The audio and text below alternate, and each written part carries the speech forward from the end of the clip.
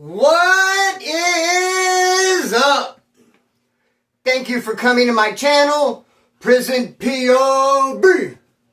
Shout out to the members of the channel. Shout out to the Point of View crew and Trip on This.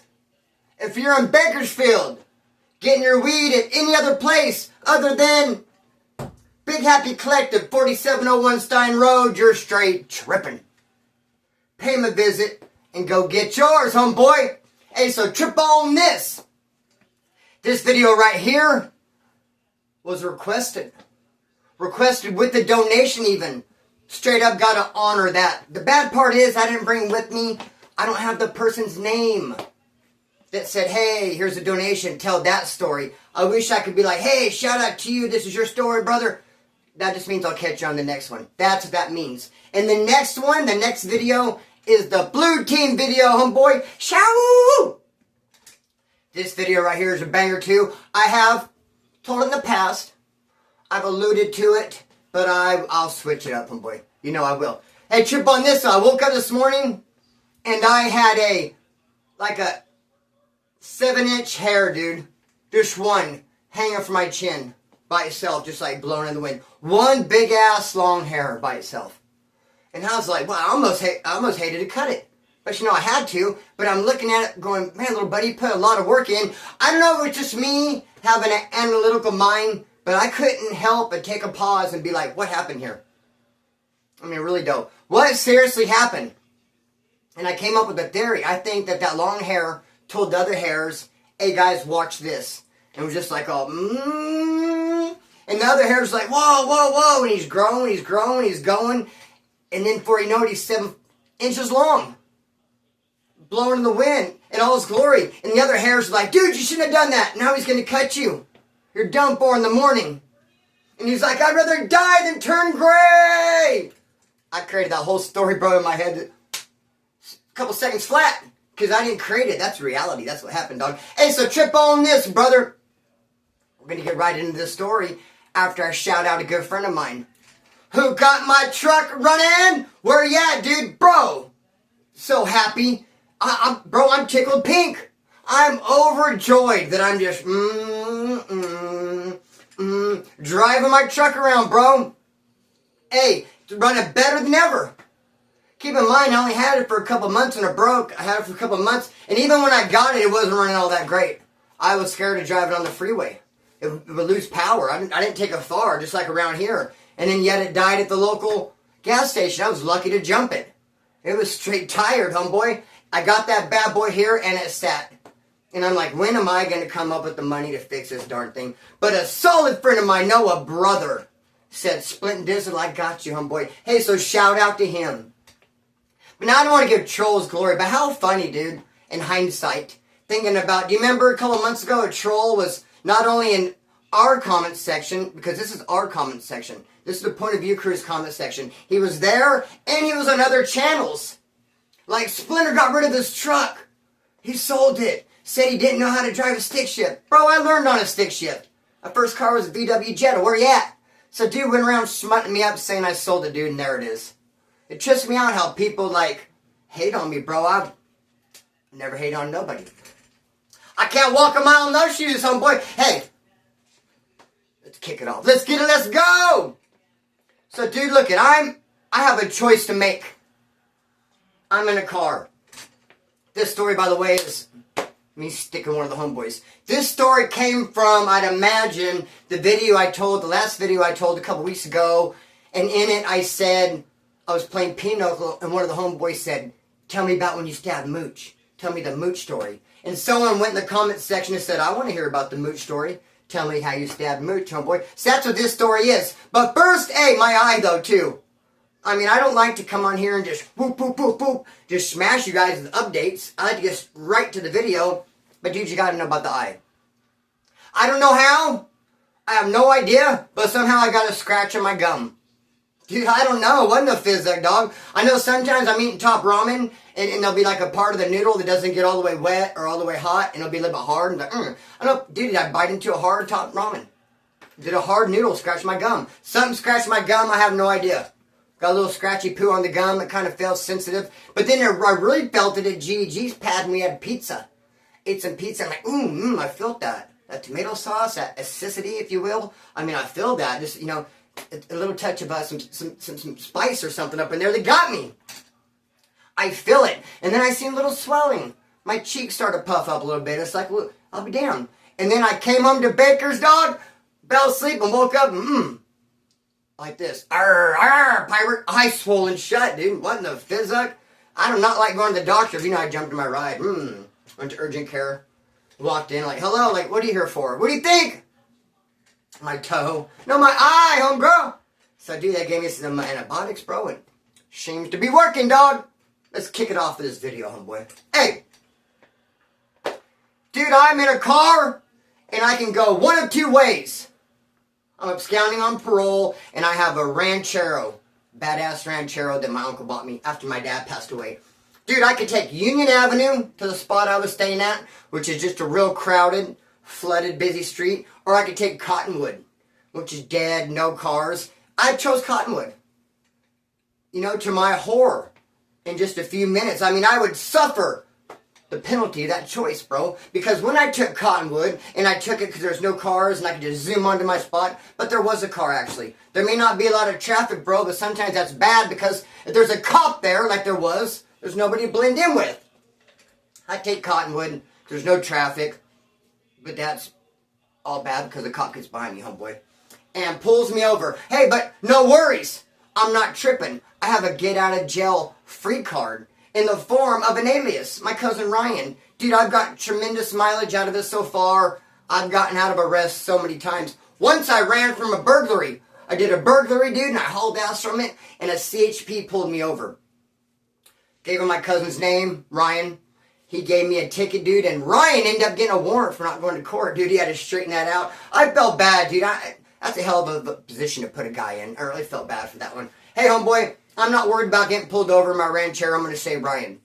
Cop comes up, and I say Ryan. He's like, cool, takes down the Ryan and all that. But then he turns to the girl I was dating at the time, and she says her name, and Charlotte.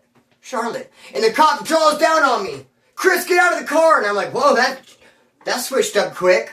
1 minute, you're like, okay, Ryan, no problem.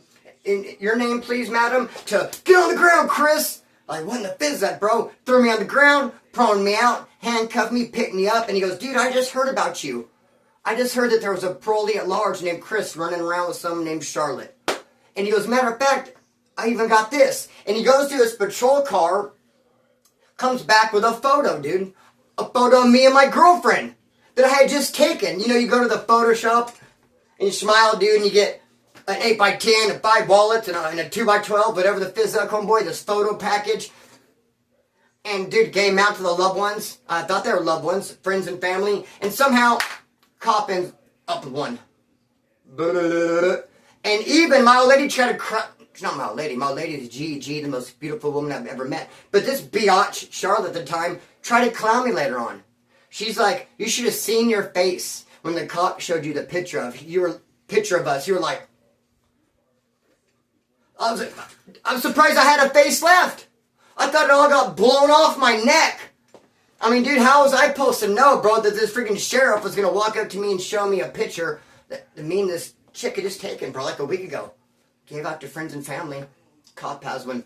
So, dude, I go to jail, homeboy. Ethics, schmethics. Then I get out. I'm out only a week or so.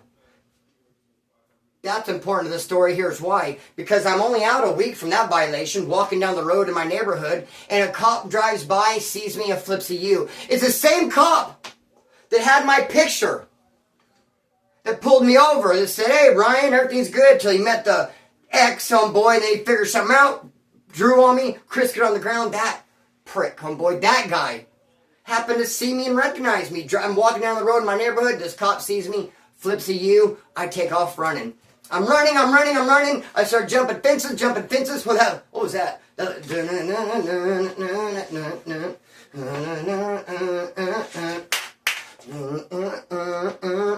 Hey, bro, homeboy, I'm jumping fences. I get to a part where I cannot jump. This fence is too high, and it's covered with razor wire. But no worries, because a car's pulled up right next to it.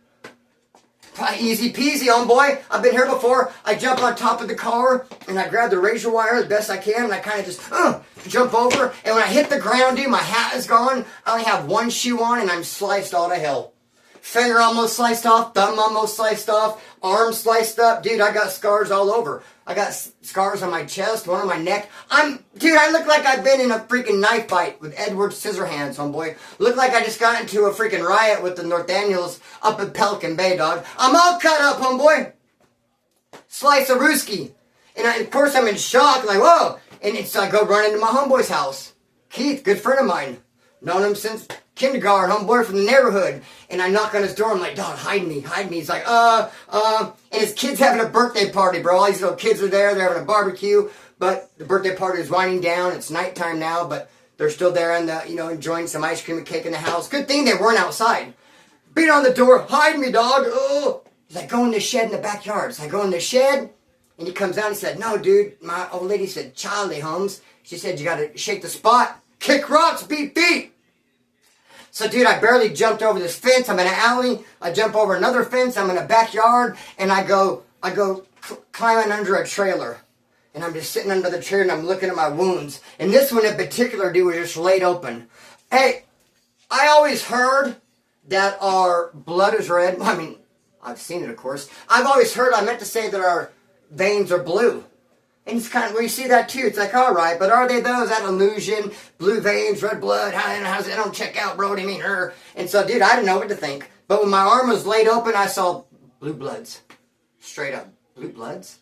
Is there blue bloods, homeboy? All the bloods are all, get his ass. Our color's red, not blue. No, I mean blue veins, brother.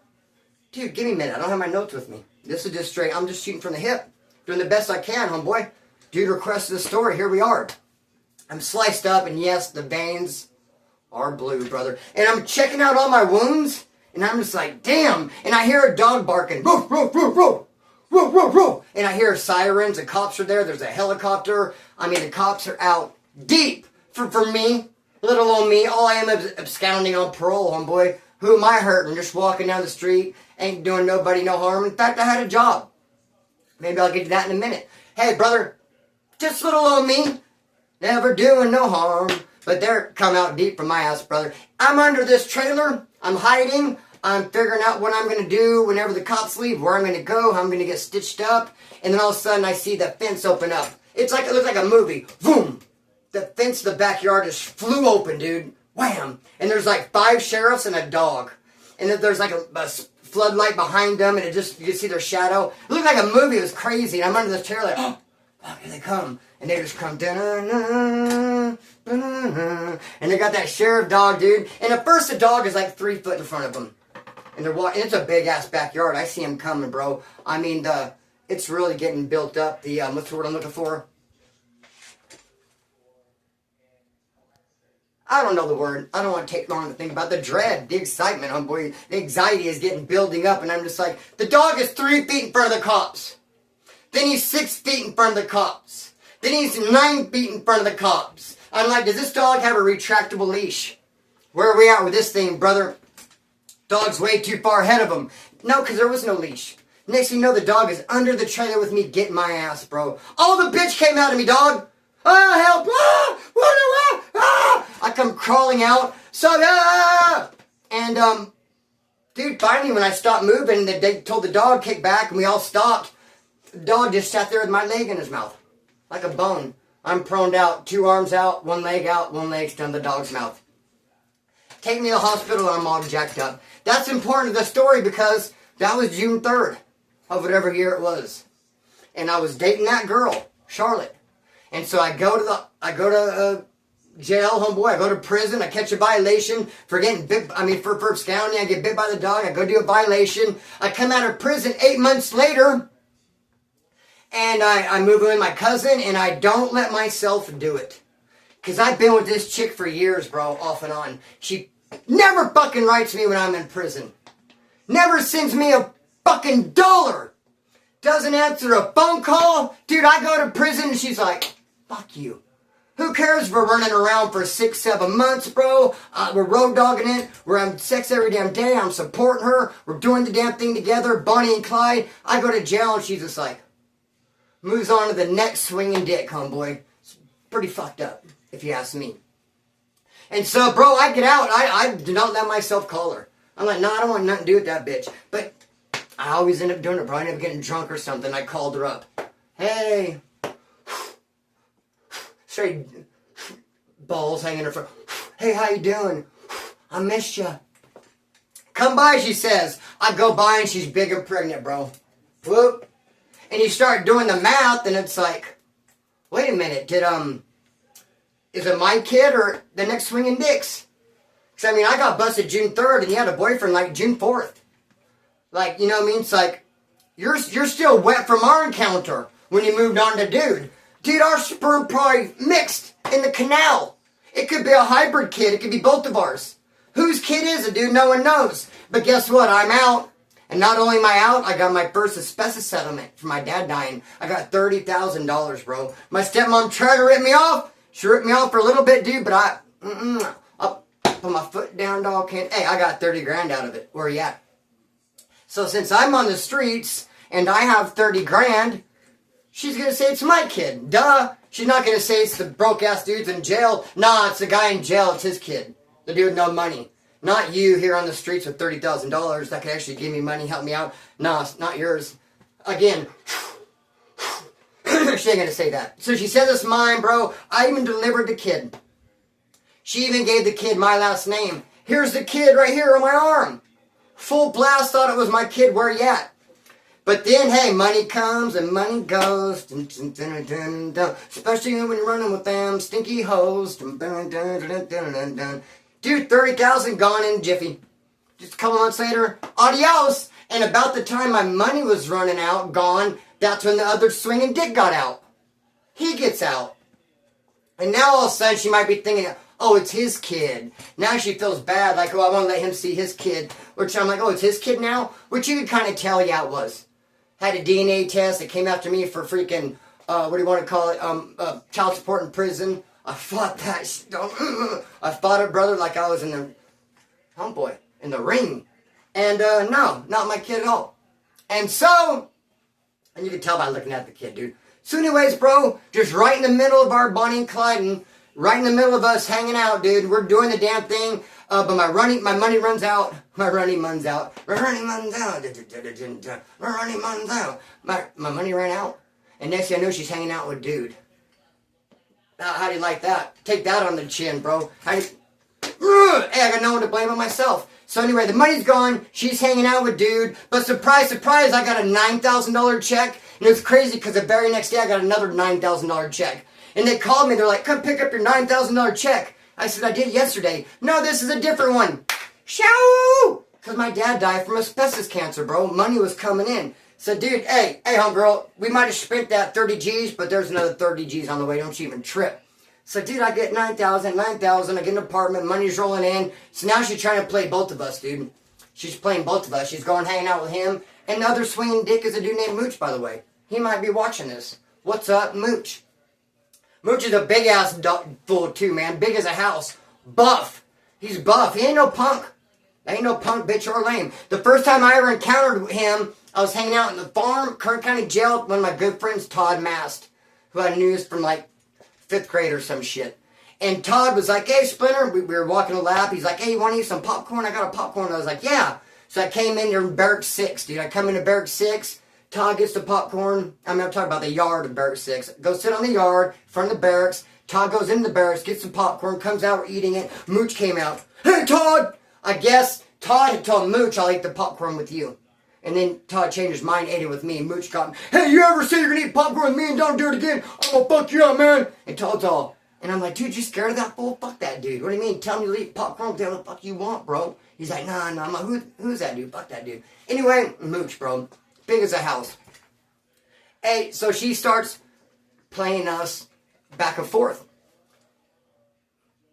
She comes over to my house. I have one apartment, bro, that I ended up getting it, and everyone knew it was at. Mooch and that girl's dad would come watch my house with binoculars. And dude, we used to sell heroin out of there. We had a bunch of punk rockers. One time a dude came in with a big old pink mohawk, and my phone rang. And I answered it, and it was Mooch. And he's like, hey, you got some weird motherfuckers at your house. Why? Because he's watching me with binoculars, because I got the chick over there, dog. Hey, but I'll keep it real, dude. One time I ran, dog. I'll keep it a buck. I don't give a fuck. I just met this black dude in these apartments on Pacheco who's selling a big bag of weed. I've been getting weed from him here and there, and all of a sudden he decides to front me a half pound. I walk over from my apartment to his apartment because it's pretty close. I got a backpack. I get a half pound fronted. Now I'm walking back to my apartment, and a car comes pulling up, dude, and it's Mooch, Charlotte, and like 2 other dudes. And they pull over real quick because they see me. They're getting ready to get out and jump me. I don't got no weapon on me. Dude, I'm going to get jumped, bro. I'd imagine. Probably going to take my half pound of weed. I'm out of here. I will fight you another day. I'm not messing with my money. So I jumped the fence and took off. I don't give a fizz up. He called my house all day long. Can I talk to Speedy? Where's Speedy at? Where's Speedy? Hey, Speedy's right here, dog. I got ghosts on your ass. Fuck all that. Not jumping me 3-on-1 and taking my weed. I don't give a fuck. I'll meet you, hey, when it's equal. Or I got the upper hand. Where you at? I broke on him. I don't give a fizz up, dog. Anyway, I lived in this apartment. Everyone knew about it. We ended up getting evicted. Whole nother story. I ended up moving into this apartment. No one knows about it. So I'm there one day, and that chick comes to my apartment. She comes over. And we're fighting. And I'm basically telling her, fuck you, man. I don't want nothing to do with you no more. You're scandalous. You're playing both sides. And you know, I bought her a bunch of clothes, and I bought her jewelry, and I made her keep all that stuff in my house. She would show up at my house in rags, sweatpants and just rags, and she would take it all off, and I'd make her shower, and then she'd get dressed in the clothes I had for her. And she'd look good in the clothes I bought her around me. But when you leave, oh, no, you're not going to wear those clothes that I bought you and go hang out with some other hairy lady, motherfucker. Are you kidding me? No, peel it off, take it off, drop it, and put back the nasty sweats and all that shit back on to leave and that. So anyways, bro, we were arguing. I was filling up a backpack with her shit. I was like, you can have these clothes I bought you. Jewelry, the CDs. And I had a couple of shirts that were too big for me. And I said, dude, you can even give these shirts to Mooch. I go, he can have, I got some clothes that are too big for me. I'll get that full fitted too. Here, give these to him. These are for you. Filling up everything at yours. You got no reason to ever come back. Filling this backpack up. And all of a sudden, she got all sneaky and goes and uses the phone. I'm like, look, if you want to ride out here, I'm going to give you a ride. Let me finish what I'm doing. I'm going to take you and drop you off. If you call someone for a ride, tell them to meet you at the fucking store. If you tell anybody where my house is, it's freaking on and cracking, bro. Straight up. All of a sudden, bro, I got that backpack. We're getting ready to leave. I have like a couch. Here's my window. The window's open. And I look out my window, and I see her dad and one of his homeboys with a bat. The Southsider name, I guess don't matter his name. But her dad's real tight with the Southsider dude. Anyway, they're in my yard with a bat. I don't know what she called and told him, homeboy. But there they are, bro. And see, my house is like a bungalow. You could say the address, but unless you know like A, B, C, or D, you ain't gonna be able to find it. So she just gave the address. They're like looking to see what cottage it is or whatever. They can't find it. So I pulled a knife out and I pulled it on her. And I said, hey, if they kick on my door, the first person I'm sticking is you. And she got up, dude, and she dived out the window so fast that her little flip-flops are still on the ground in my room. And she took off running barefoot, dog. I don't know why her dad and dad's homeboy didn't see her. She looked that way. Anyway, I left, dog. I come back a couple hours later, and my roommate's like, hey, Splinter, you're going to be pissed off at me, homeboy. I apologize, you're going to be pissed off.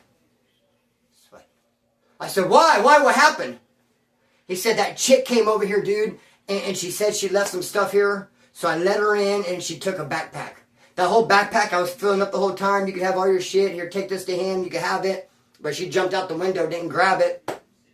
And yeah, she could have it, but she can't come back and like manipulate her way into my pad when I'm not there. Should have knocked on the door. I'm not there. Come back, get your backpack later. It's shit I bought anyway. Excuse me. Anyway, he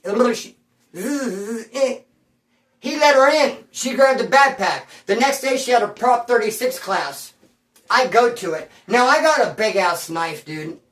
I got a big-ass knife. It's the kind that goes in a sheath.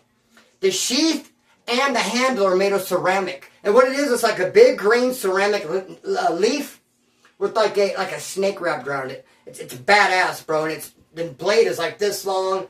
It's sharp as a motherfucker, dog. Got this knife on me. I go to the Prop 36 class. I'm standing out front, standing there, waiting to see her so I could say, what the fuck, you came by my pad, you took the backpack, you don't ever come by my pad. I figured he might be there too. I mean, she ain't gonna go there by herself, she don't drive, I'm sure he took her, so I'm posted, bro. What's up? What's happening? So I'm kicking it, and all of a sudden, I'm looking around, I don't see nobody, but I see a lot of people, but I didn't know he dropped her off around back. Then he left and he drive down the street. Now here's where he fucked up. Hey, Mooch, this is where you fucked up, dog. My back is to him. He parks on the street.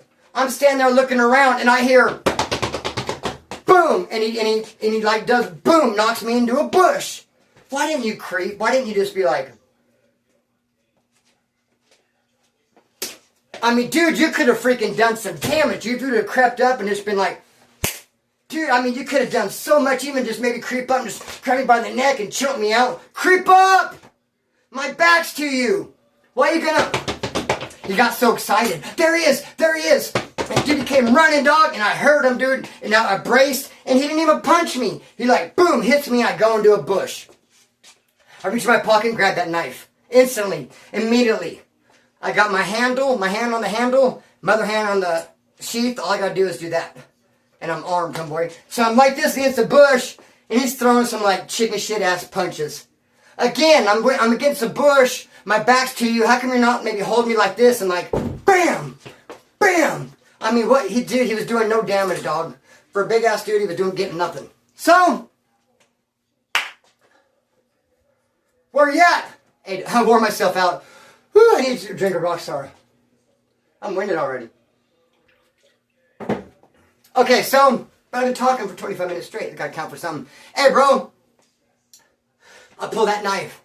And a black dude says, he got the knife! And Mooch tried to run. He heard that I had a knife and he let go of me and he tried to run. And he tripped over his own feet and hit the ground. And I turned around and there he is. And I was like, oh, dude, you fucked up, homeboy. And I got him twice in the back and once in the leg. Or once in the back and twice in the leg. I heard the leg one hurt worse than the back. He was unable to ride his bike, dude. He fucked his leg up, dog. So, that's what happened with me sticking Mooch, bro. And then, I got arrested for it. And they charged me for a misdemeanor brandishing a weapon. How crazy is that? Stabbed this dude 3 times in a big crowd of 50 people, and they gave me misdemeanor brandishing a weapon. Because everyone told on me.